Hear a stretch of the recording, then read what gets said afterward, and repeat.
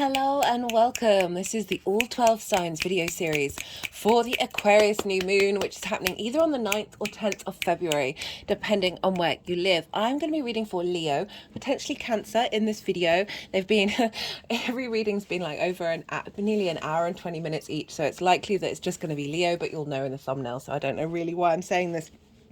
Anyway, this is a big moon for various reasons. We've got the first moon with Pluto in the sign of Aquarius for over 200 years. We've got the Chinese New Year and the celebration of the cross-quarter fire festival, either Imbolc or Lammas, depending on which hemisphere you're in. So big energy showing up for this lovely new moon in the sign of Aquarius. My name's Chloe. I work with card divination, astrology, and I channel energies through my body. As you can see, my hands are moving around right now. This is a form of physical light language that I've been doing for nearly 3 years, and I've recently had a vocal light language activation.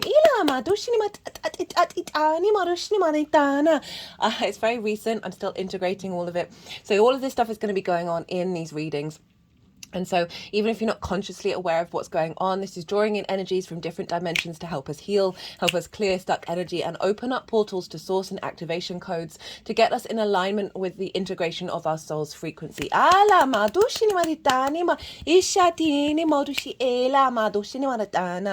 even if you're not consciously aware, this is still in alignment with your higher self and activating and crunching timelines. In these readings, I focus on you, the energy around you, and so this is really getting an understanding of what's showing up for you in terms of the energy environment, and then working with that moving forward. For those of you who know your time of birth, I really recommend checking out the sign that falls in your first house. This is your rising sign, where your ascendant is. All of the signs in terms of the astrology will be as if they're in the first house. So it will link in closest with that. However, this does not invalidate you looking at any other part of your chart, perhaps your sun or your moon, because they are getting activated with this lunation. Just look to wherever that sign falls in your natal chart. Look to the house that it's in and the themes of that house. Apply those themes to the messages that come through. It's as if that sign, wherever it falls in your chart, with all the connotations of it, has now moved to the first house. So it will still link into the messages, but it will just be with more of your understanding of what's going on in your natal chart. Okay, I'm going to keep this introduction short and sweet and crack on with reading for Leo. Oh, just getting ringing in my ear at that one. Leo rising. How you doing, Leo? Oh, this is a moon opposite your sign, Leo. For those of you who didn't catch the introduction, I apologize to all the regulars who may have heard this 5 million times. But I channel energies through my body, and I've been doing that for nearly 3 years. And recently I've had a vocal light language activation. I'm still integrating all of that. So this is all going on in the reading. Just want to let you know that's what's going on. Whether you're conscious of what the transmission is, it's almost irrelevant, because it's still in alignment with your light body and your ethereal realm and your soul. So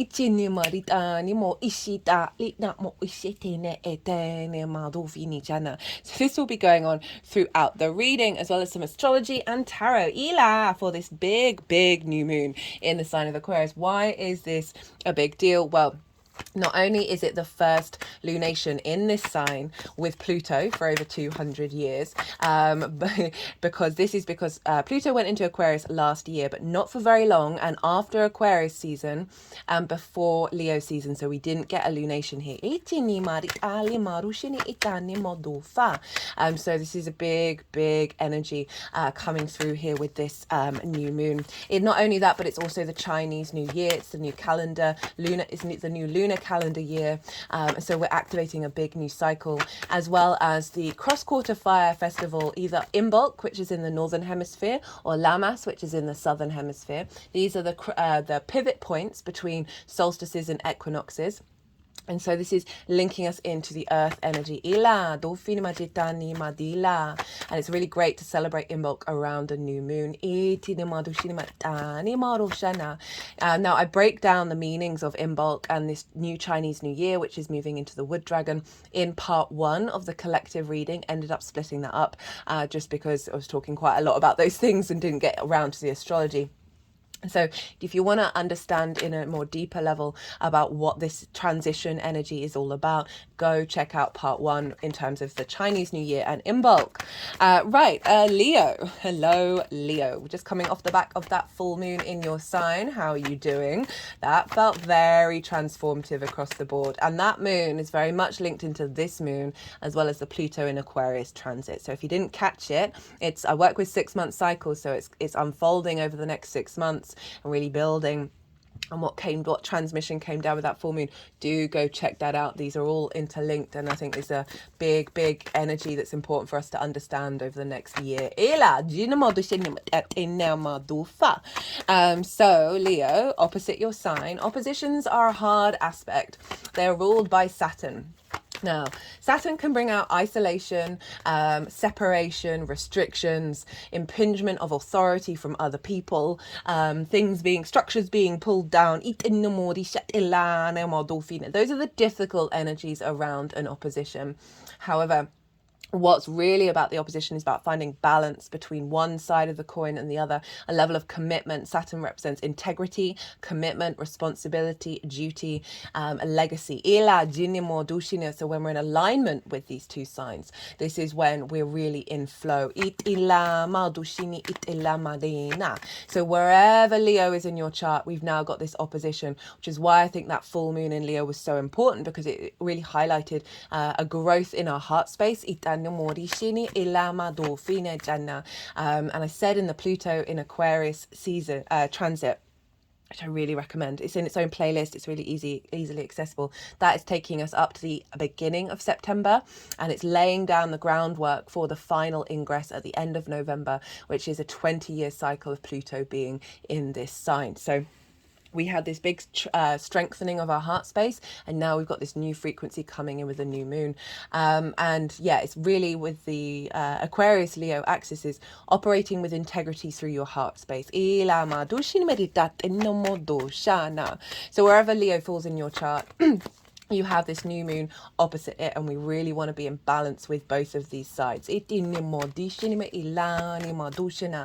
I'm pulling cards for 3 different piles. The first pile is the lead up to this new moon, and this is, I work with 6-month cycles, so this is from the full moon in Aquarius that happened last year in Leo season. And so this is everything that you've been working over and integrating over the last 6 months, and where you're at just before this new moon, what kind of frequency you bring into the table. And then the second pile is the energy of the new moon itself. As I said, work with 6-month cycles. I see lunations as these portals of energy, of these activation codes that come down into our vessel that then unfold. So pile 2 is what's being drawn into your vessel, this activation code that is going to unfold over the next 6 months. Now, the baseline for pile 2 is the collective reading, and that is both part 1 with that new year, Chinese New Year and Imbolc, but also part 2 is the astrology. So this is where I broke down the narrative of how all the celestial bodies are talking to each other at the exact time of this new moon. And so this is the narrative, the energy frequency, that is being downloaded into us collectively. Now, the tarot for the pile 2 is how that's going to relate to your Leo energy. So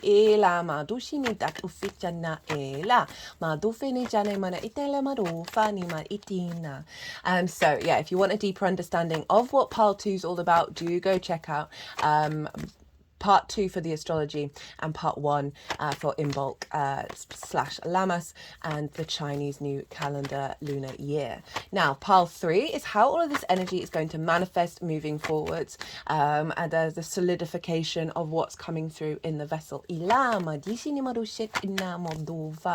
those are the 3 piles that are coming through for this reading. So this is a new moon. New moons are a great time to set intentions, because the moon is in her yin receptive stage. She is her darkest, right? She is drawing energy towards her. She is in observation. There's a sense of strategy with yin energy. And the moon is our unconscious space, our emotional body, our intuition, how are our needs being met and not being met, and how do we nourish ourselves and others. So the full light of the sun, our conscious mind, our vision, our animation, our purpose, our will is pouring into the moon. They are at the same degree. Whenever we have celestial bodies in conjunction with the sun, this is beginning a new cycle, right? Any conjunction is a beginning of a new cycle of the two bodies. Now, we've got a lot of conjunctions over the next couple of weeks. In fact, for the whole month. I've put them in the description box, some key dates that you might want to go write in your diary, and then see what's coming up around that time in relationship to those planets, that will help you understand what those cycles are all about. And they're all bar one are in Aquarius.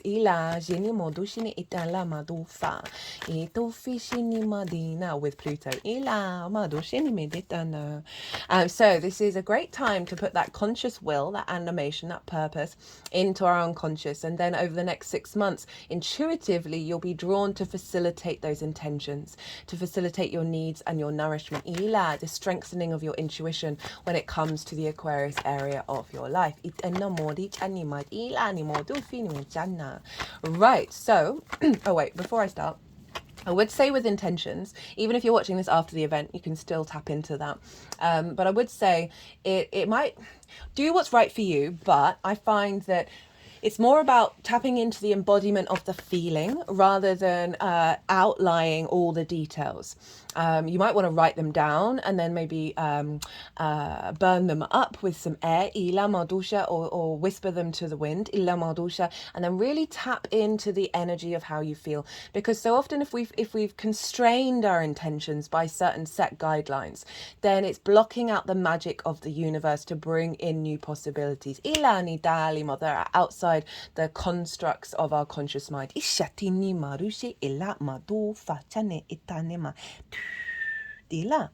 So, Leo rising, where is this happening for you? Well, this is opposite your sign, and this is so opposite your rising sign, and your rising sign is the house of self. This is how you embody your sun or your moon in your actions and your deeds, depending on if you've got a day or a night chart, which luminary gives the commands to the navigator, which is your ascendant. So this is the embodiment of that, right? So the navigator has its own lens of how it moves through the cosmic ocean within this human incarnation vessel. It's your body, it's your appearance, it's your sense of self, and it's often how other people see you, because they see more that embodiment rather than what might be going on behind the scenes. Now, this new moon in Aquarius is opposite your sign of self, and this is the house of the other. This is partnerships. This is intimate relationships. This can be business partners. This is one-to-one clients, as well as people you work with on a one-to-one basis, as intimate friends, so like the people that you're really close to, as well as more long-term committed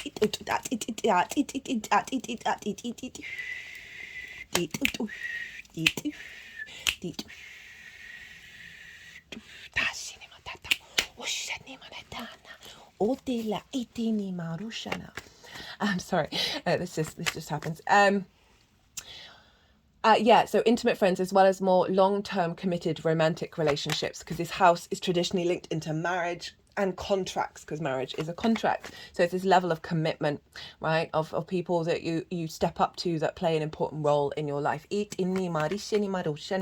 also source energy, right, how that shows up, and your intimate relationship with source.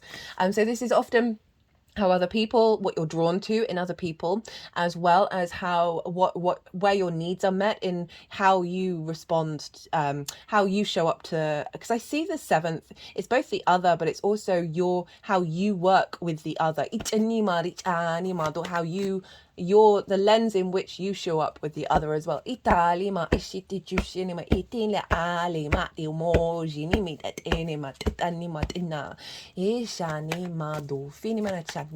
So new moon here with this can be setting intentions around your intuitive understanding of the other, of the kind of people that you draw towards you, and having more clarity about which direction to go. Bringing frequencies bringing in a frequency of a higher level of perspective and commitment. So across the board, I've really felt that I felt this for ages, and this is when it's now showing up, is that we are going to be receiving a very strong frequency of realignment. And all the new moons have been building on that. Since the Aries hybrid eclipse. It's more in alignment with our soul's frequency in this lifetime and the past and the future lifetimes. Aquarius is about the higher perspective. It's the collective air sign. It can be very, there's an element of logic and philosophy around Aquarius. It's sort of thinking beyond tradition and more utopian energy, so it's exploring into the future. It can often be sort of the oddball, right? The black sheep. And it's very it can be very comfortable being that, and it's also very accepting of others who are that as well. Doesn't necessarily they agree with them, but certainly accepting of that frequency. Speaking of frequencies, for me, Aquarius is all about frequency. It's all about geometry. It's about the core fundamentals, the universal truths of the universe, and therefore your universal truths. When it comes to the other, it's more looking forward than looking backwards. So what I feel like we're getting this big frequency come through, which I'll talk more when I break down the astrology, that is activating a higher perspective, right, a zoomed out perspective about how the other is in relationship to you, right, how you show up for the other, how the other shows up for you.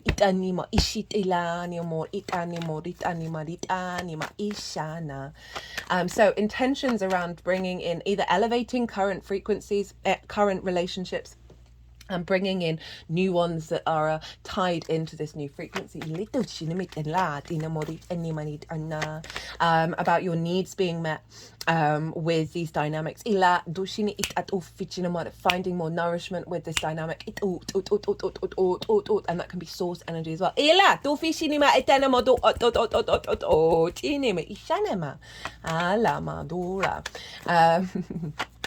So, yeah, and also making sure it's in alignment with you. And I feel like this full moon has really helped facilitate that. Definitely seen across the board with that full moon in Leo, which is, in terms of the astrology, is also similar to this new moon. Of being more confident, being yourself from your heart, and not necessarily getting distracted and bothered by frequencies that don't match it.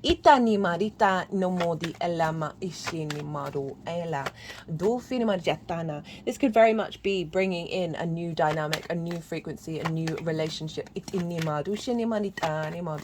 at very least, the understanding of you not getting distorted with the other. And it's only just bringing in this sense of elevation instead.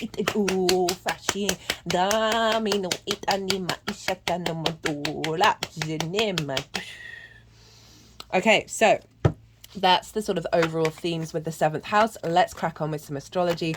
First I'm going to break down some of the major aspects, not all of them, that you'll find that in part 2 of the collective reading, some major aspects that is impacting what's going on with this moon. And then I'm going to be doing the rulership energy transfer, which is another framework in which this moon is being affected. So the first major thing is this: we've got a grand air trine, and this is where all 3 of the air signs are being activated and are in alignment with this new moon.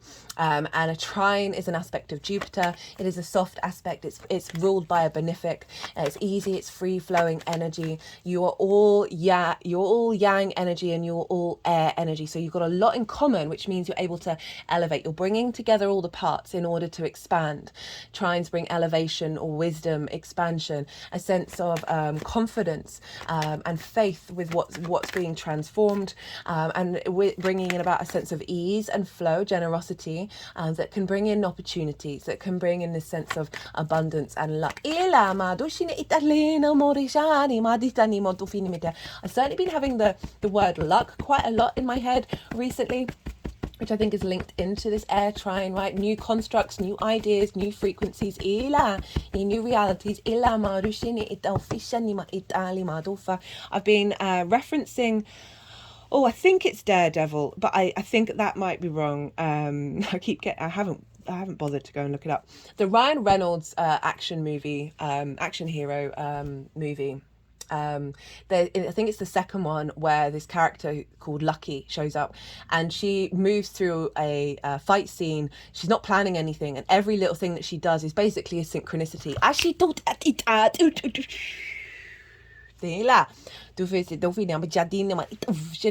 So luck is another word for synchronicity, I feel. That things just happen to convene and coalesce at the same time, that is an alignment. Now let's look at what's going on. So we've got Vesta, who's an asteroid over in the sign of Gemini. She's been there for a while. Vesta is linked into devotion, dedication, and purity. She is linked into the inner flame, the domestic flame. Inner connection. She's linked into contracts and the maintaining of purity of something, and putting in the devotion and dedication to that. So wherever she is in your chart, wherever she is transiting, she's bringing this level of devotion. And the reason why she's linked into contracts is enhanced by the fact that the Roman Empire, the temple to Vesta would hold all the important contracts there between people and companies, if they had them. That it meant that those contracts wouldn't be tampered with, wouldn't be distorted, because could have been a lot of trickery going on, where someone would write someone out of the inheritance unbeknownst to the person whose will it was. So any contract held in the Temple of Vesta was deemed to be sanctified and kept within its original form. And it was also believed that if the flame in the temple went out, then the Roman Empire would fall, as in that domestic space that was the internal empire. So there's an element of keeping a sense of duty and dedication to that internal flame within yourself. And what I've really felt with this is this very powerful angelic frequency that's coming through. This card was the first card out when I was pulling cards from the Carl Gray deck. These are all oracle cards. I'm going to be doing a separate oracle card reading and breaking down the narrative of this. It's always lovely to do. After I finished doing this transit series, I've also got a couple of crystals that wanted to come off some of my altars and come and play with us here for this Aquarius reading. But this card came out, and it came flying out. It was the first card in the oracles that I was doing for the Pluto in Aquarius transit as well. So bringing in this higher frequency that's an alignment with unconditional love and also perspective. Now with Vesta involved, this is bringing in clearing out distortions of soul contracts. So sometimes soul contracts can get have a grip on us, that we may have actually evolved past them, but sometimes they can get locked into our energetic field and can get distorted, and we then repeat cycles over and over and over again. I feel like Vesta's helping clear those out. I forgot to mention, so I'm currently channeling three main guides at the moment, and that one is linked into sacred geometry. It's linked into the archetypal and architectural structures of the universe. It's in a neutral energy, bringing in codes of activation. They had it over the heart chakra, the deck. There's another one that's more of a masculine yang energy, which is more about earth manifestation and protection. And then we've got the yin, feminine, ethereal, healing and attunement energy. And they're all working together to get us in alignment with those three aspects. We have the masculine, feminine and neutral spirit source within ourselves, right? It's not gender specific, and they want us to be more in alignment and utilize the resources that we have within us, within this dualistic night and day, yin and yang energy that we have incarnated onto this planet. So Vesta is clearing out distortions around contracts and in alignment, and getting us back into alignment with our the initial contract of our soul with source. In this incarnation. You shouldn't just had an energy release at that one.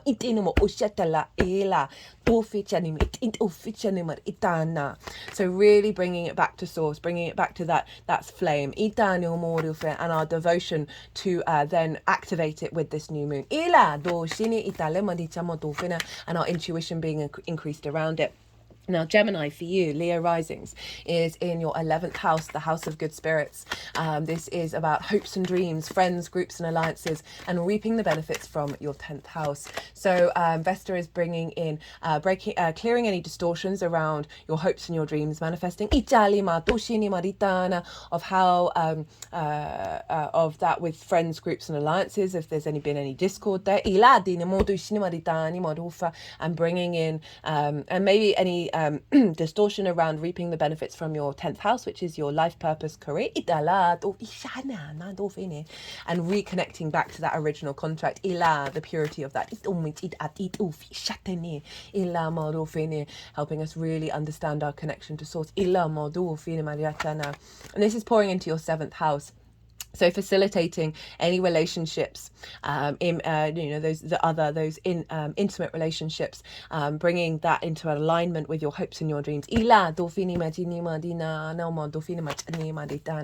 For some of you, this might be in relationship to one-to-one clients that you may receive through groups, friends, and alliances.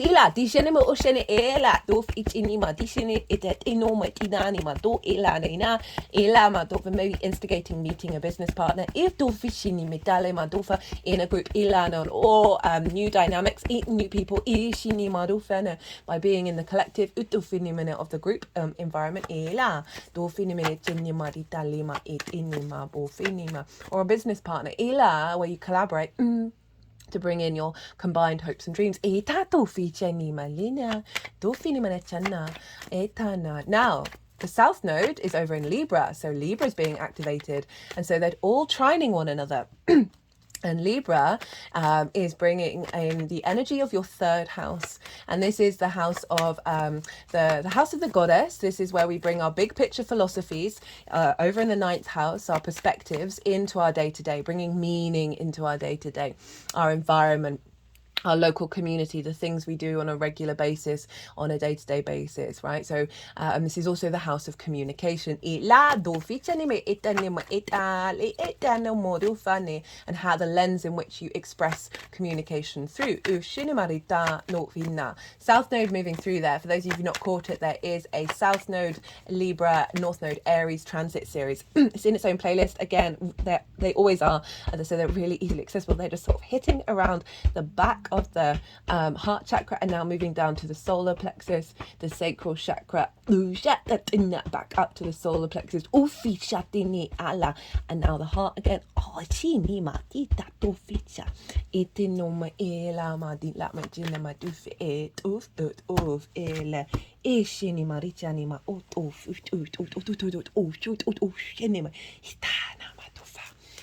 Okay, South Node, 3rd house. Yeah, so I've done a transit series that is breaking down the overall themes of the eclipse cycle that we're currently in. So that's still live. That's going to be live until they move out of those signs. So that might be useful to go and look at that to see what the South Node is doing for you in the 3rd. And so the South Node, I'll just touch on it briefly, is the tail of the dragon. It's a sort of more going inward space, more yin energy, about releasing energy, a refinement. It's a place where we're now comfortable with, so we're then building on it and bringing depth and nuance. Sorry, they're just clearing the energy that was taken out of the when they were hitting over those chakra points.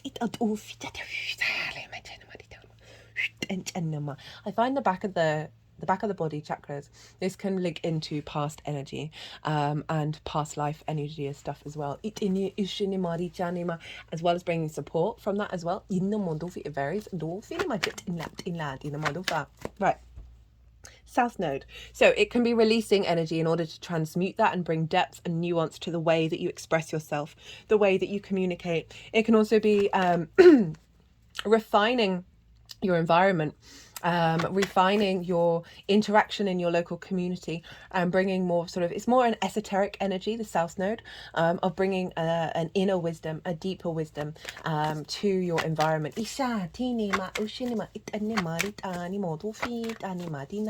So we've got this trine between all of these of how you express yourself, your hopes and your dreams, and how that's showing up in one-to-one relationships. So it could be getting your ability to speak your truth and activate hopes and dreams in on a day-to-day basis that is then being facilitated with the support of the other. This can be source, this can be other people in your life, and also through your ability to understand your hopes and your dreams, Vesta, and the refinement of you really being very confident in communicating is meaning of standing up to the other. If there's been any distorted relationships in your life, that you're now able to be very confident and comfortable expressing yourself. It could also mean that you're meeting someone in your local community in a group, in an alliance that is bringing in a new dynamic in when it comes to the other.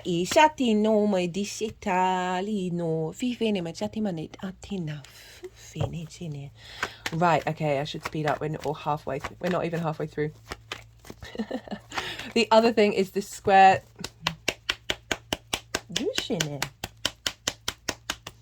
I'm not surprised everything's being playing up a little bit, Leo, as this is opposite your sign, so there's some big energy coming through. They're just doing some energetic work around the heart chakra.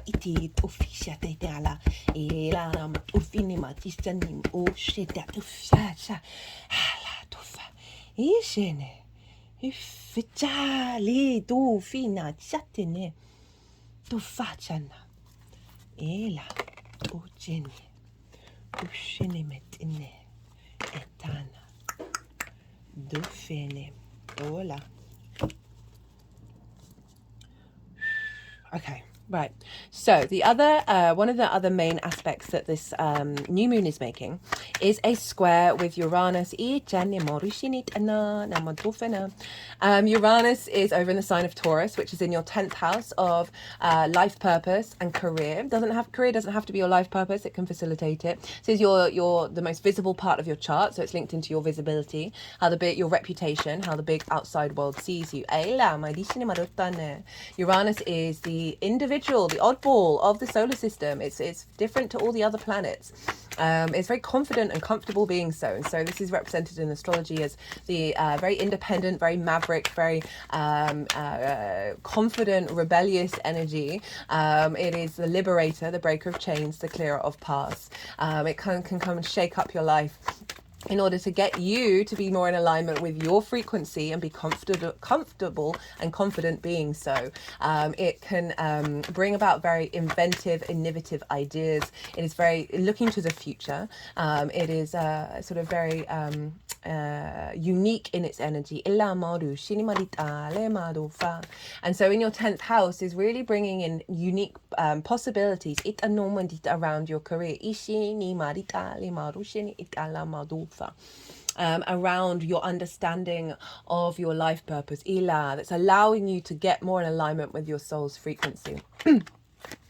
And so with this squares is an aspect of Mars. Mars can bring about conflict, drama, frustration, winning at all costs. And so this is an imprint that's happening in this new moon that will then unfold. So there's a chance that things may bubble up to the surface.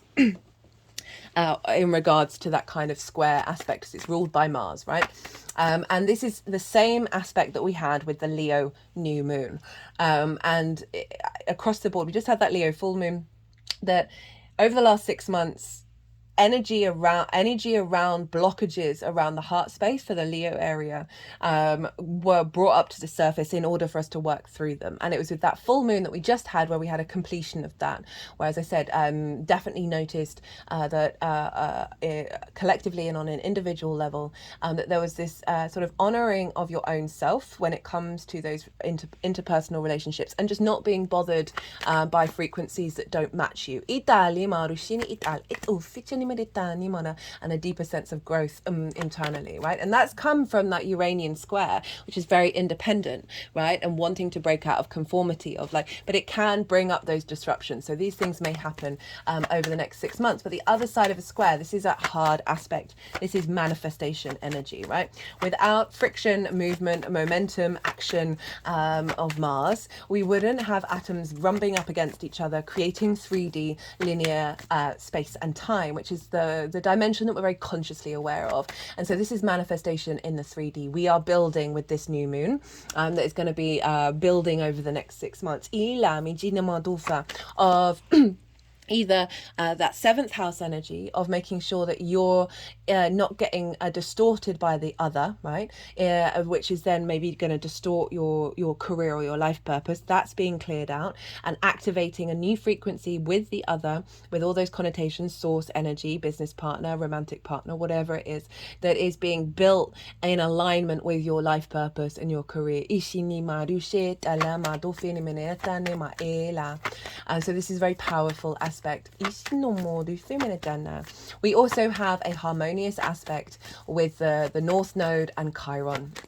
So this is a sextile. A sextile is ruled by Venus, and Venus brings about a connection, love, appreciation, a harmonizing, a sense of grace, a sense of diplomacy and creativity. Very creative energy, a sextile. It's very easily accessible, this energy.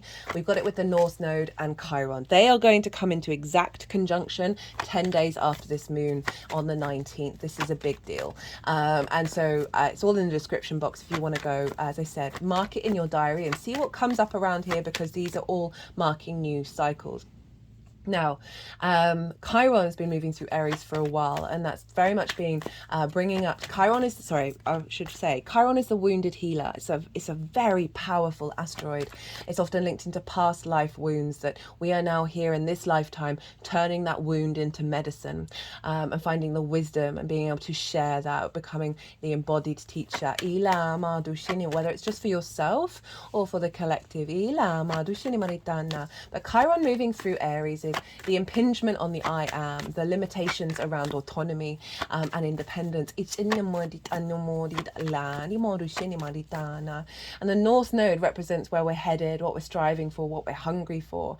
And so what I feel for this particular moon is what's been coming up is Aries is very much the energy that goes out into the frontier.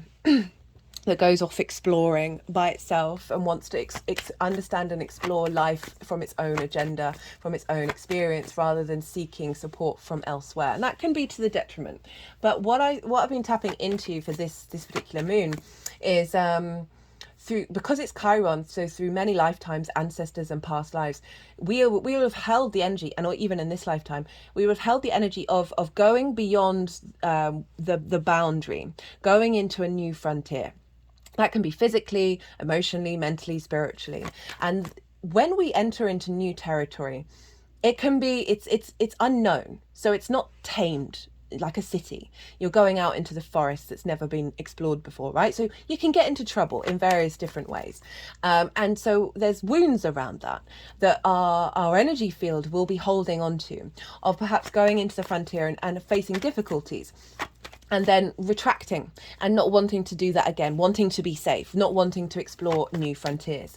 And what I feel with this is this North Node, this expansion of bringing in the wisdom and the knowledge of those experiences and transmuting that into medicine to help facilitate us walk into new possibilities and new frontiers beyond our expectations. And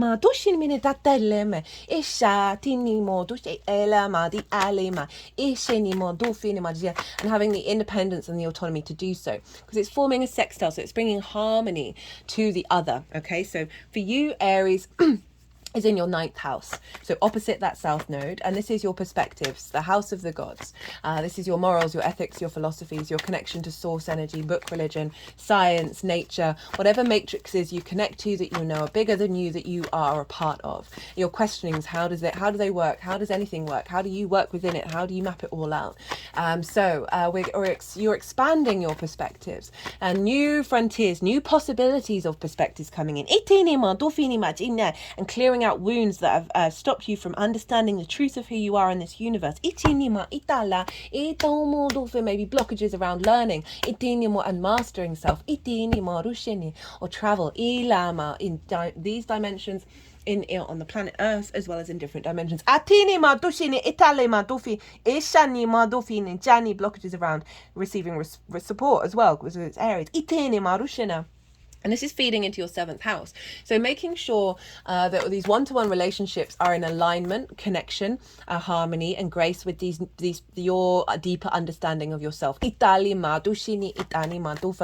to receive the wisdom of your perspectives.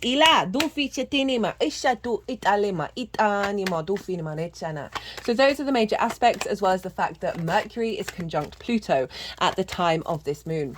It conjuncted exactly on the 5th, which was yesterday at the time of recording, but it's still very closely conjunct Pluto at the time of this moon. You might want to think about what was going on the 5th, whether you got any downloads, where anything came in, because that was one of the conjunctions that we're having over the next couple of weeks. Mercury in Aquarius is able to see the higher perspective, is able to figure out the details in order to take us to utopia.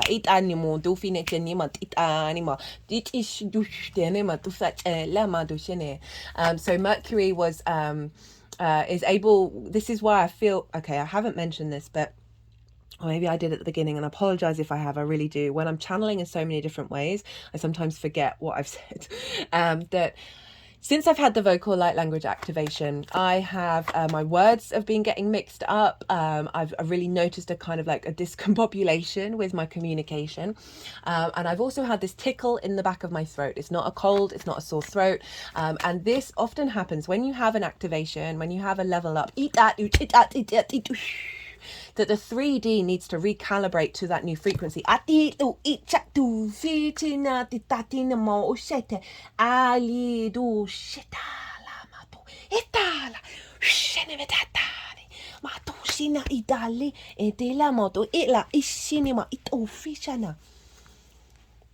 And I've been called to say this throughout the readings, and I'm now becoming really aware of that, is because this frequency that's coming through, and because Mercury is conjunct Pluto and other things as well in the astrology, that this is going to come through quite quickly because of that Mercury conjunct Pluto that's bringing in power and magnetism to transform. That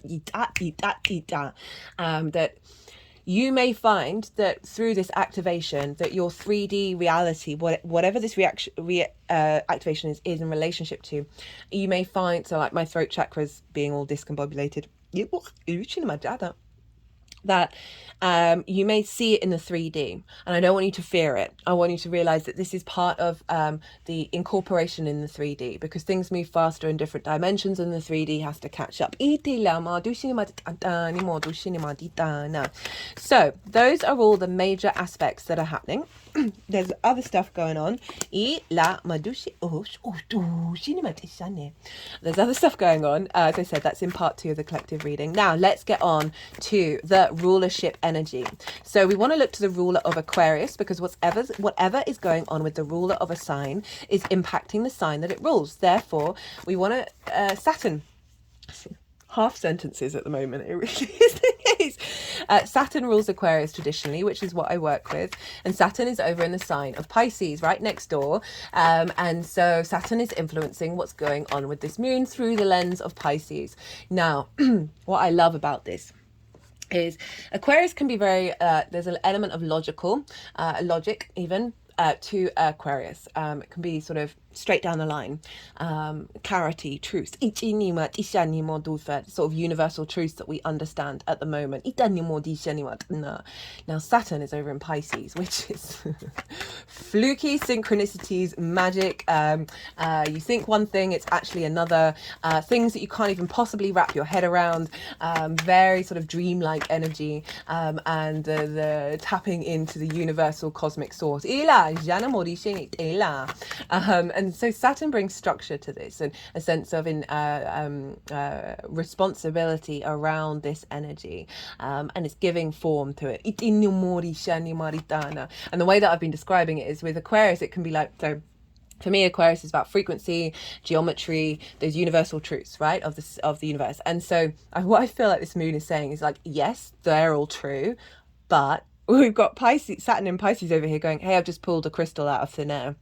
And you're like, what? Your mind bending stuff, right? So the mind is the air sign, and we've got the water that is bringing flow and bending the straight lines.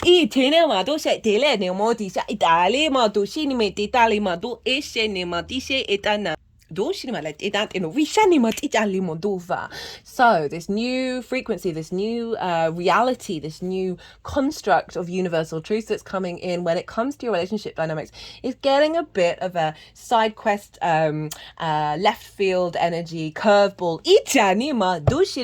from Saturn in Pisces. That's bringing in a possibility that's beyond your comprehension. And Pisces for you is in your 8th house. The 8th house is a place of transformation. It is linked into the outside world, the outside world's resources, and your engagement with that. It can be mortgages, loans, car insurance, that kind of thing, taxes, as well as one-off lump sums of bonuses, commissions, inheritance, both 3D and cosmic inheritance.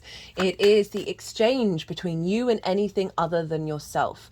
So time, money, energy, intimacy, ideas, right? The give and take between you and anything other than you on the 3D and in the cosmic level, right? So this can be a place where we can see scarcity mindsets, codependency, taking too much, giving too much, being out of alignment with relationship dynamics. This is where the dynamics of the 7th house show up. This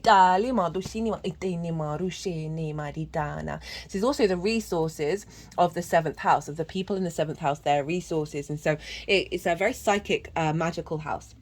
Edgar Cayce, who's a very famous psychic, and I use this every time, had a stellium in the 8th house. So was very able to utilize the resources of source. You can have codependency here. If I already mentioned that, I do apologize. That this Saturn saying, hey, we want to be in alignment with a healthier response mechanism to the outside world in terms of the exchange. And this is where the transformation comes in, because we are constantly transforming by interacting with anything other than ourselves. And how we show up to that. There is a Saturn transit series in Pisces. There's 3. In fact, I still recommend the first one if you haven't caught it. That's where I break down the themes of Saturn in the 8th in more detail. And then the third one is Saturn direct. That's still live now. So Saturn moving through there and Saturn influencing this moon. Saturn can bring about restrictions, limitations, frustrations in order to get you in alignment with strong foundations, your own authority, your own commitment and integrity to your legacy.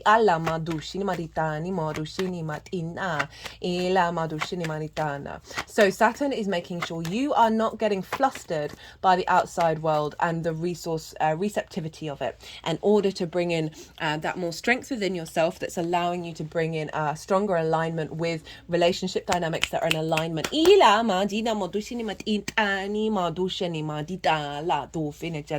Again, moving away from codependency. Sometimes we can prioritize the other above ourselves. Saturn doesn't want you to do that. So Saturn is influencing that. So this can also be bringing in possibility resources from the outside world that are in a say a business partner, or clients, more receptivity to what it is that you're providing. This could also bring in a level of commitment with the exchange between you and the outside world. That's helping manifest your hopes and dreams.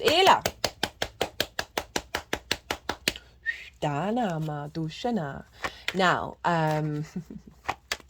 and also if you're thinking about source energy and your relationship to source and how you communicate that, South Node in Libra, that's facilitating your hopes and your dreams. So the resources of source being a strengthening with Saturn, feeding into your new understanding of your connection to source, that is then being expressed in the way that you communicate. and going beyond new frontier, right? Going into new frontiers. Now, Pisces is traditionally ruled by Jupiter. And Jupiter is in the sign of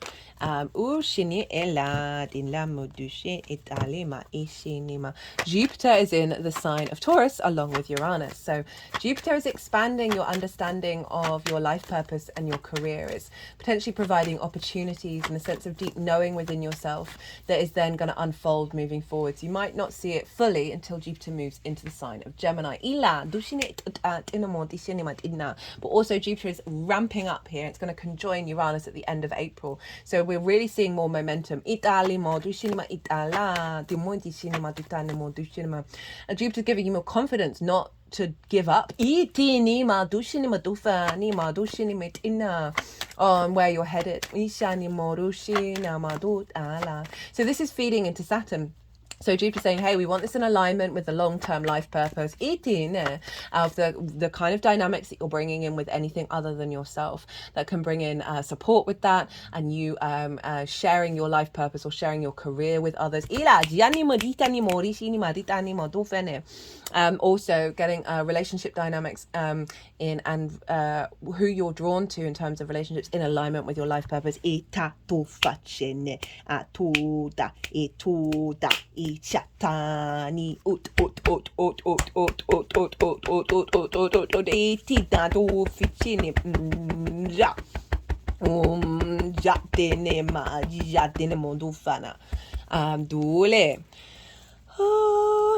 So Taurus is ruled by Venus. And where's Venus? Well, Venus is over in the sign of Capricorn. And this is in your work, health and routines house, your physical health, how you implement routines and how you embody your work. So you may have felt with this Venus transit, she's been moving through there for a little while, clearing up after Pluto. She connects the dots, she harmonizes, she brings in ease and a sense of appreciation and value of your embodiment of work. So you might have just felt more inclined to take care of yourself, be the adult in the room, and really find a bit more grace with the way that you embody yourself in the way that you work, and just having more momentum and ease in connecting to these things that can be a bit difficult. It's the adult in the room house. So she's influencing Taurus, so therefore influencing both Uranus and Jupiter, of making sure that your way of working, your health, physical health, and your routines are not going to be impacted by relationships. Right, I see a lot that relationship dynamics can mean you prioritize the other and you sacrifice yourself. And this is not the name of the game. So Venus is saying, hey, I'm bringing flow here. I'm really enjoying this. I'm putting this enjoyment into what I'm doing.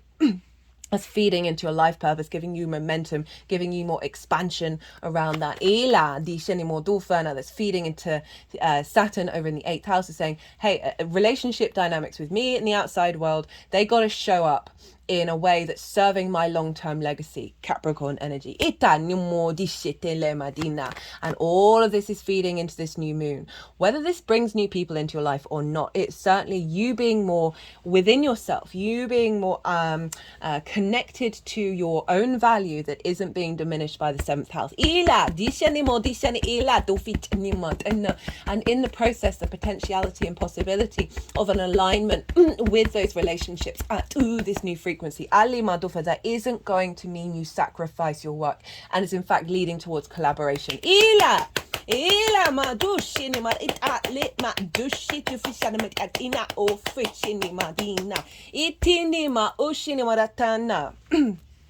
Okay. Venus is in Capricorn, which is ruled by Saturn. So we've got a feedback loop between Venus, Jupiter, and Saturn. This was exactly the same for the Leo full moon, which is why I said like that and the Pluto in Aquarius transit, these are all very interlinked. So we've got this very fast, speedy air energy. And fire, this yang energy of this download. But it's being contained by earth and water, right? Pisces, Taurus, Capricorn. of being the strength of the vessel, the commitment, the loyalty, of the earth energy that is being softened and bringing emotional connection of the water. Ila my dolphin, that's providing a great vessel for this download to come into and be grounded very quickly into the 3D, which is what I felt for that Leo full moon as well. Itila big activation codes that are coming into the 3D, which is why if your 3D starts getting a bit weird and a bit discombobulated, it doesn't necessarily have to be a big bad thing. I've certainly noticed I am way more clumsy than I ever have been. And this is just like, okay, all right, guys.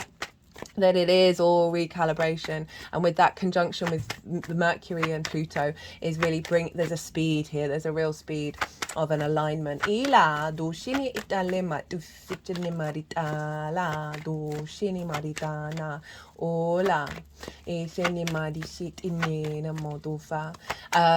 Yeah, it's just generally it's the same as what with that Leo new moon as well, which helped activate. Unless people are in alignment with that Uranian square in your 10th house with where you're headed, they're gonna fall away, and that's not a bad thing. That just means that there's plenty of, we're not in scarcity mindset of like, oh, this person ticks these boxes and therefore I'm going to stick by it, but there's all these red flags, but how am I going to meet someone who's like this?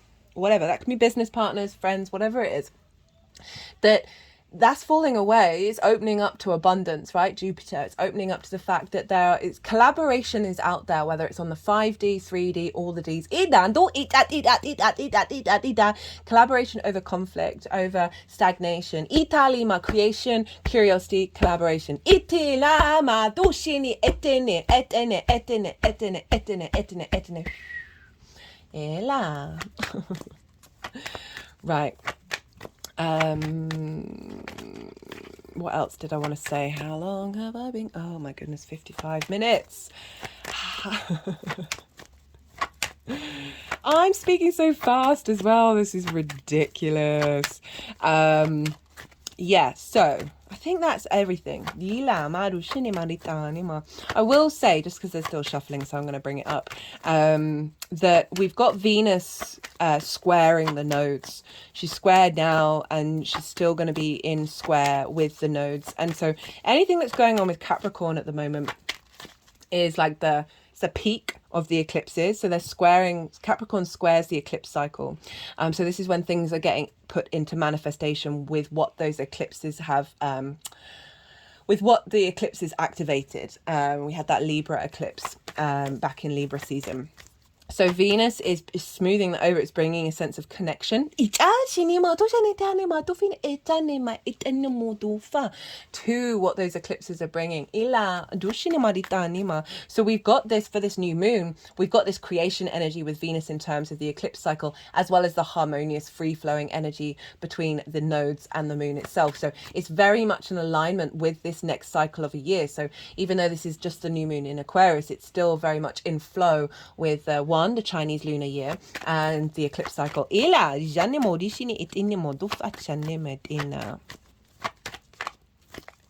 Okay, so that is all I'm going to talk about in terms of the astrology. They are still shuffling, so I'm going to keep on shuffling. I'm going to go consciously quiet.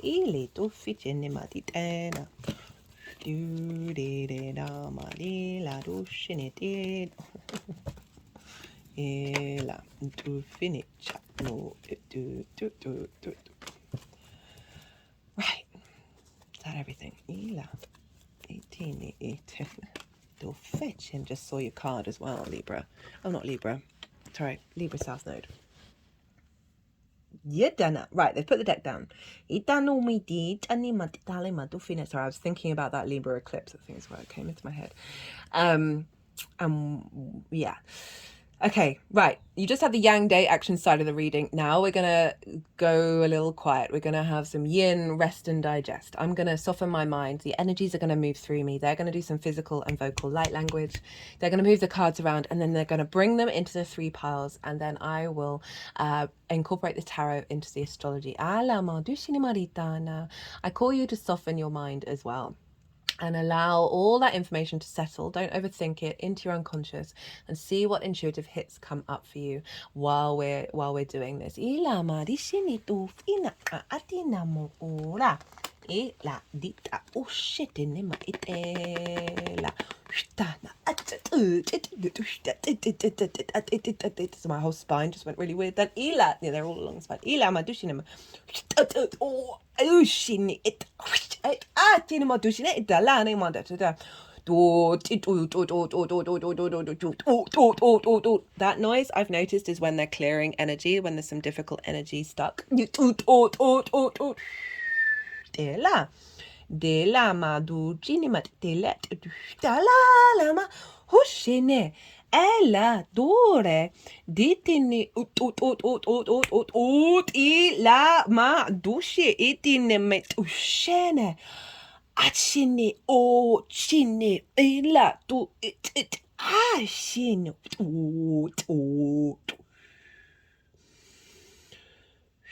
Cha ado illa ufficine. Oof. They're just curving my spine. Illa back and forth. Oh, it's like stretching out after having energy release. Itine mado shit illa illa.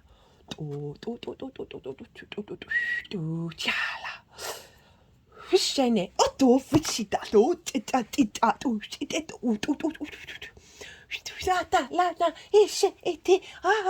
Leah rules the spine as well. Ila do shine itan. Okay. Itila. Look in the medita. Dila medila. Dila. Ole. Ela madishe ene edine. You got 2 10s, 2 9s. Ela.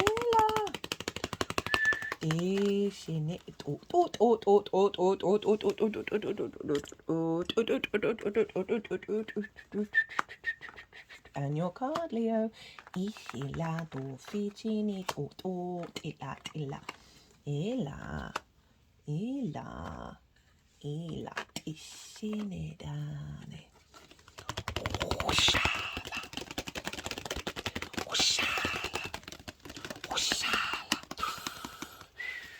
Don't put the 10 of cups over my heart chakra. Ila dila madushin. Etane.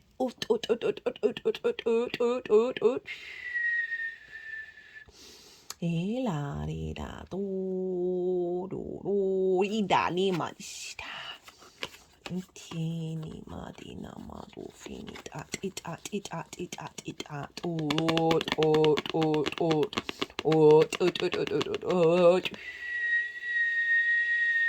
ala ali majani marita na tana madushine ali marita ni ma ushini atina modushini itala la do itane madufin metane to matena maditana.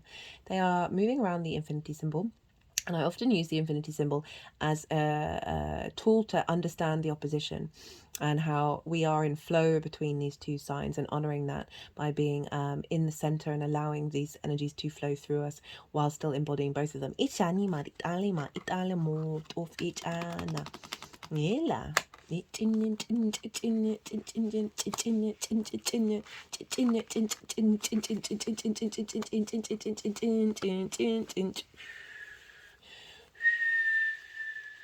Cinema etelema ufinima dila dure mitishine la disate la dila ufini etenema tufacene e la dina uitale metuficene e la dushe la dina tuni la medina e la Ela,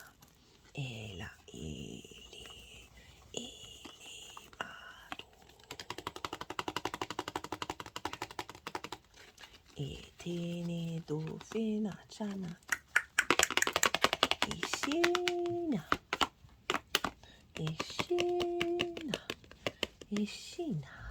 La.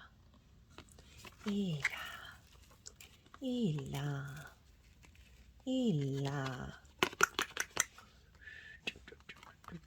La do fitine dani ma itene ela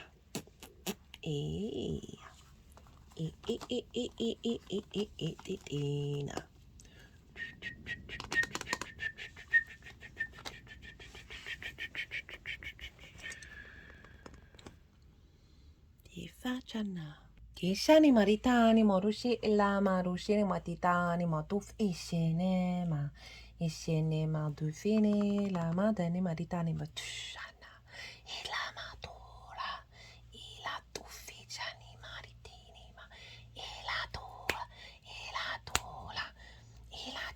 tila matina mashatana ila itana tufachana. Okay, Leo. Well, you got your card. So this is from the full moon in Aquarius. What's been going on over the last 6 months? What have you been integrating? What's been coming up? And where are you now? Ila. Got the 5 of Swords like this. We've got wanting to go over the top of it. In this way is the 7 of Pentacles and the Knight of Wands, and then crowned by the Strength card. So the 5 of Swords, for me, of all the cards in the tarot, this one I'm like, oh, not this one. I respect it, I honor it, but it's a difficult energy, mostly because it's kind of depicts one of the core fundamentals of our species that we're working through, right? Which is conflict, which is domination and subjugation, you know, the bully and the victim. This figure is one, but at what cost? And they're actually carrying the 3 of Swords, which you have showing up in your reading. The 3 of Swords, this isn't just about romance, but it can be. It's just any idea, construct, spell, concept that has distorted your heart's frequency. Atini, they just put it over the heart area, not the heart chakra. Itala, doshine, ashutene, matufichatala, ufine jana, ela. And they've won this. They've won that heart, this grief, the discordian energy, where we're no longer operating fully from our heart space. So they've won that heartbreak, that heart frustration. And we can be the bully, right? So often the bully was bullied. It's very rare that it's not the case. Trauma begets trauma. We can also be the victim. We can be both of these things. We can get stuck in that space. Even if you've had difficult things happen to you, just keep thinking that this is going to be on loop forever.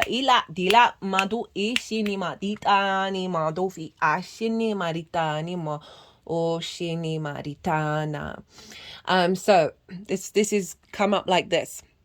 So it's neither in reverse nor upright.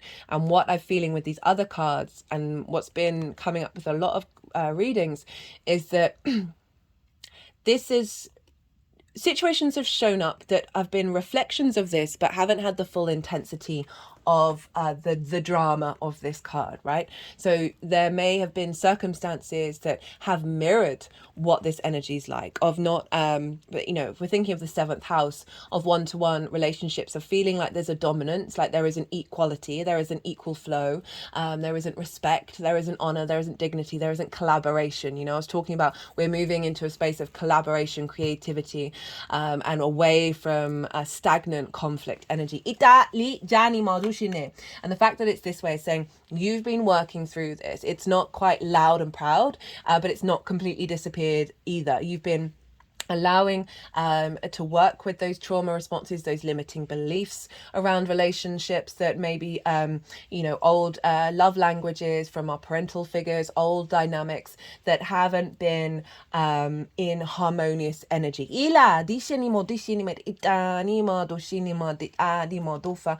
That has distorted your lovely heart, Leo. Leo rules the heart as well as the spine, so it's also swords as well, Aquarius, so harsh words, harsh constructs being said by the other. That may have put you in a victim space. And feeling like you don't have the strength to go on and do something else, right? Rather than be in that state of vulnerability. It's very much a dominance of the ego here. This also can be ideas in your mind, constructs in your mind about relationship dynamics. So even on past life energy where you think you've cleared through some stuff, but actually you're recreating old cycles, and so this can be you're consciously clearing it out of your present incarnation. Ila do fishi danima di ala madishina medufini medena ela do shinimarit ishini mushinimaritana. And it was these two cards wanted to be over the top of it, was saying you've been planting seeds, you've been putting in the hard work to break out of this cycle. Ita nima dishele madufi menetat in the madufina. This is all about planting seeds in order to get the harvest, right? Of putting in the dedication and the devotion, taking care of plants, taking care of vegetables. You do need to pay attention. And so this feels like you've been paying attention to what's been showing up, and also paying attention to the new seeds that you're planting away from this cycle. And with the Knight of Wands, you've been embodying this process. Knights embody their element, they embody their suit. We've got fire here, we've got passion, we've got creativity, we've got very independent, autonomous energy with the Wands. That you've been embodying this, especially with that Venus retrograde, right? That happened in your sign, which was getting you to understand your own value, your own heart. And this would have had a knock-on effect on relationship dynamics. That you have been putting in the dedication to travel to new landscapes, right? Bring in new frequencies with this embodiment of moving away from conflict. And this takes time. This is a slow process that you've been putting into action. As crowned with the Strength card, which is your card. This is about pause.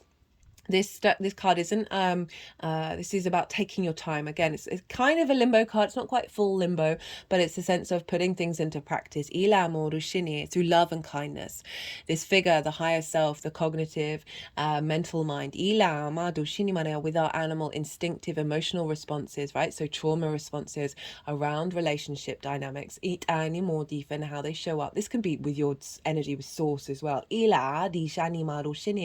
of bringing it into balance, bringing those traumas, understanding your who you are and what's showing up from a higher perspective, and stepping out of the emotional body, but still giving it love and kindness, and bringing this into union. So you've been bringing yourself into union in regards to the other. And it's saying that there may have been half conflicts with the other, but every time you've come out with a higher level of working through that conflict through love and kindness, even if there might have been some impulsive moments, embodying your courage to be yourself. And the reason why I say higher perspective, because in the background there is a mountain. Right, whoa.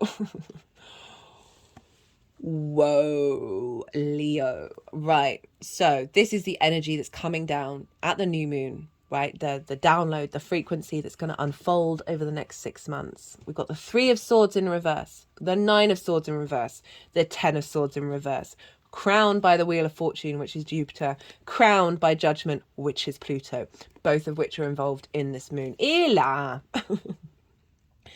of Swords, talked about that, right? This is a lot of just mental distortion falling away.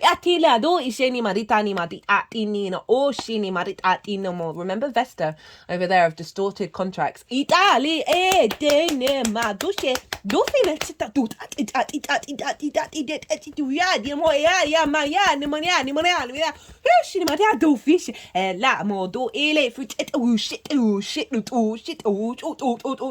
not surprised they're being quite frenetic with you, Leo. This is opposite your side. Shatana. Shatani maritali matila dila madura. That which is not that which is unseen is being released. Ila dushi ita no fishene etana shene ufishene etelat ila tula. Wow. So these are all in reverse, saying that all of this energy that is a journey that you've been on, that you've encountered, that are often distortions in our energetic field, are in reverse. So these are being flipped upside down of what this new moon is bringing in. So this is heart distortion. Ila dinamo dishini itana. The swords are falling out, allowing you to operate from your heart with strength and character. Itanimo dishini, clearing away old contracts, bringing in a more in alignment with your soul energy. Italimo dishini maritanit ituf inyatina. 9 of Swords. This is anxiety, depression. This is sleepless nights, worrying about things you can't control, being in a state of not being able to think of solutions and think outside of this parameter. This can be a very intense mind that can perhaps self-annihilation, worries around the other in relationship to yourself, and worrying too much about that because it is inherently, fundamentally, mostly irrelevant. Falling away, distortions falling away. 10 of Swords, very karmic, showed up in the collective reading. They were basically trying to pull out all those swords. And doing healing along the wounds. These are all along the spine. You rule the spine, Leo. We have a lot of karma in our spine, a lot of past life energy and trauma, right? So often why we have back problems. The energies that I channel, especially when I was just doing the physical light language, all they really cared about, well, that wasn't all they cared about. One of the main things that they cared about was spine unraveling, right? Doing a lot of spine work, right? And making sure that that is in flow and flexible. This is about immobilization. This is betrayal. So this can be things on a one-to-one basis that you may have felt in this lifetime and in many others, where you are not able to move freely.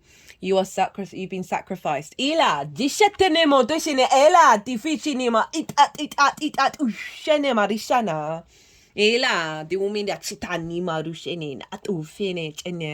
can be the ideas and words that are said by the other that have limited you and blocked you and caused a lot of wounds. That there's a weight of not being able to move, right? So this is in reverse as well. So this is all of these swords are falling away with this new moon. And then we've got the Wheel of Fortune, which I said is Jupiter and Pluto of Judgment. So the Wheel of Fortune is the fates are changing. The wheel is going up.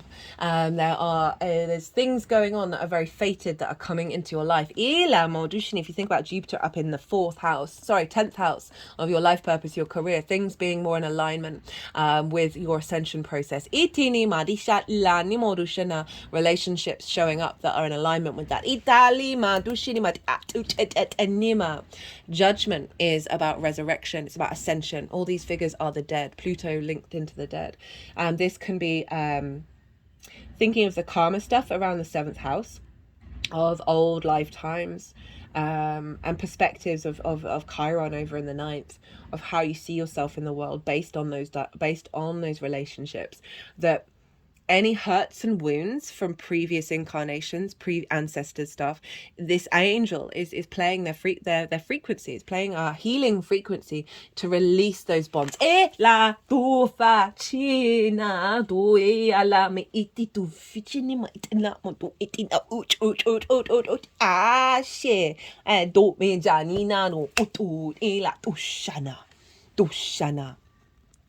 Because this is ascension, right? So releasing of a lot of karmic cycles, and also tapping into the wisdom of source energy coming through. Bringing in an elevated relationship. However that shows up for the 7th house. And you making good judgment. But something fated is coming through. How this energy is manifesting moving forwards. We've got the King of Pentacles, the 9 of Pentacles, the Knight of Cups, crowned by the 10 of Cups. So we're moving away from that 9 of Swords and 10 of Swords. King of Pentacles, abundant energy. This is manifesting in the 3D world through your actions, right? So this is saying that you have taken, things are in action, things are manifesting, moving forward. There's a solidity of the confidence of you knowing who you are, that is facilitating your life purpose. And the relationship dynamics the relationship dynamics are in alignment with these new relationships, or elevating the relationships that you're already in, that is bringing about prosperity. Italy madufa, and a sense of acting on this collaboration. For those of you, this can be one-to-one clients that are putting you more in an abundant space.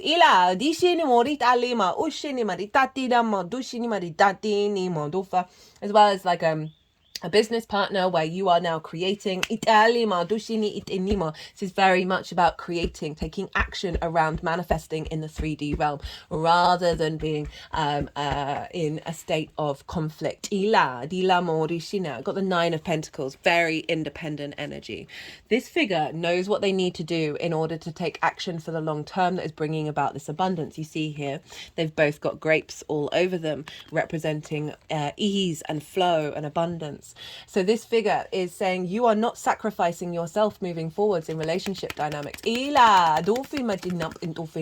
instead, what you're doing is empowering yourself, and those relationships are facilitating that. That are taking you to a space of bringing in ease and joy into your life. Then we got the Knight of Cups and the 10 of Cups. What a lovely thing to end on.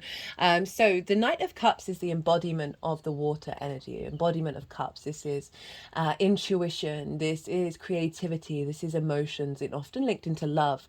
This is the true romantic. And that doesn't just have to be about one-to-one romance. This can be basically going through life with a bit of a rose-tinted spectacles, not to your detriment, but this ease of just knowing you are in your flow. And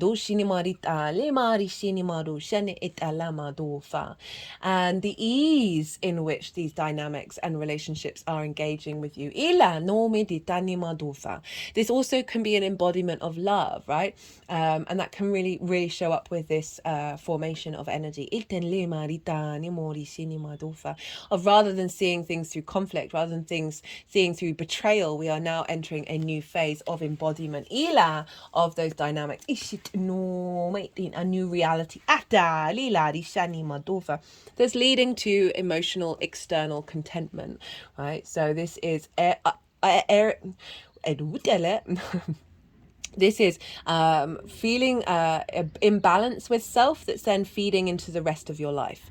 It's the only rainbow in tarot, and this is the chakra body, right? So all the refraction of light forms the chakra vortexes, and chakra in Sanskrit is wheel, and these look like wheels. So there's an element of being in alignment.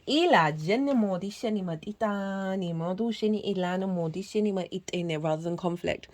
And this can ripple out. So we're dealing with Jupiter up in the 10th house of your life purpose, right? So yes, this is the nuclear family, but it doesn't have to represent that. For some of you, it may do. It may be bringing somebody into your life, or elevating a commitment that you're already in, that is stepping towards this energy. But just in general, outside of that, this can be, as I said, more clients coming in, so you're able to feel contentment in other areas of your life, rather than being, as I said, in that state of conflict, and not necessarily getting any balance into your framework. But overall, just a general more ease and more contentment in your understanding, your emotional connection to relationships, right? To the other, rather than that 10 of swords, right? And that 9 of swords and the 3 of swords. Goodness me, all of those swords, quite phenomenal. So this is activating the next step, right, of how this is manifesting. This can be you feeling like this, and then the next cycle will be activating and building on it. Or for some of you, this very much can be really seeing the payout over the next 6 months, because you're more in attunement with yourself, that is bringing towards you situations that are creating this sense of just feeling very at ease with the exterior world. Okay, you're the longest one so far. Let's pull some qualifiers. Let's see what wants to come through for the lovely Leos. That's quite a spread, to be honest.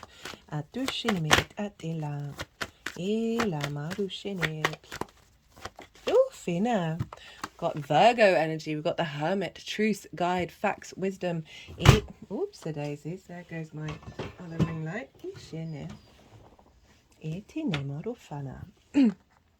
So the Hermit is in your second house. Sorry, the Virgo energy is in your second house of how you value yourself and the skills and resources you have in order to manifest in the world. And so this feels like this is bringing in a deeper knowing of self, right? A knowing of value of self. The Hermit's very independent as well. Of you being able to observe your surroundings and be able to intuitively pick up on that which is going to navigate you through these big changes. Let's get one more card from this deck. Thought, communication. So the South Node over in Libra, your ability to communicate from your truth. And also I'm thinking of that thought, the word thought, with all those swords of clearing out repetitive thought cycles that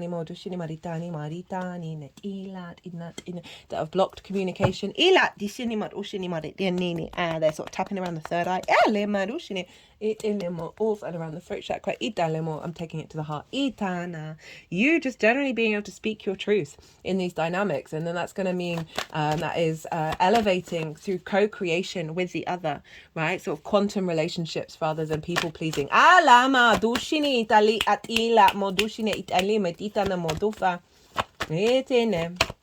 Step up or go home. Sorry, I just had that pop into my head. And not in like a negative way, right? Like, just you knowing your energy, you knowing where you want to put your resources. Remember, there's a multitude of possibilities out there for co-creation.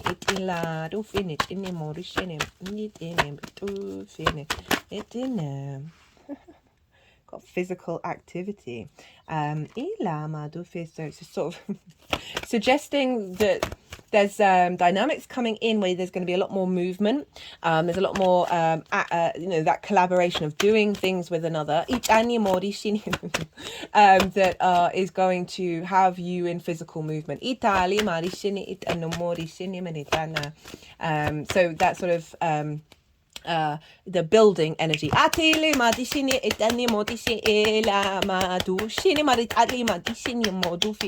rather than the contemplation. This is sort of signifying the building, the activation, the manifestation through outward 3D experiences. Okay, let's get a little more cards.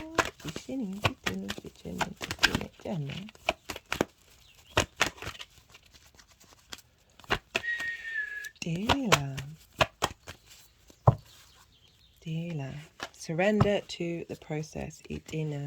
Gone through a deep stage of healing. Domestic harmony. Right, there we go. So you've been going through this process. You've been open to it. You've been healing during it. And when we are open and we're observing what's going on rather than fighting it, and using things as lessons and tools, we bring in a deeper sense of integration. And I love that you got domestic harmony. So this can relate to all of those aspects of the seventh house of moving so far away from this conflict is ridiculous. That this is bringing in an alignment with the other that is in harmony with you. Follow your dreams. So keep doing you. Keep doing what you want to do, and see what is drawn towards you. Right, Leo? I'm going to leave it at that. This was nearly an hour and a half. I hope you enjoyed this video and the reading. If you did, don't forget to hit the like button. If you would like a personal reading, my email address is in the description box. Send me an email, write out what you're looking for. I like to tap into the energy of the person and see what comes up. I've got lots of things I can bring into the reading, and we'll see what wants to be engaged with. Right, okay, be good to yourself, Leo. Be good to those around you. And most importantly, be well until we meet again.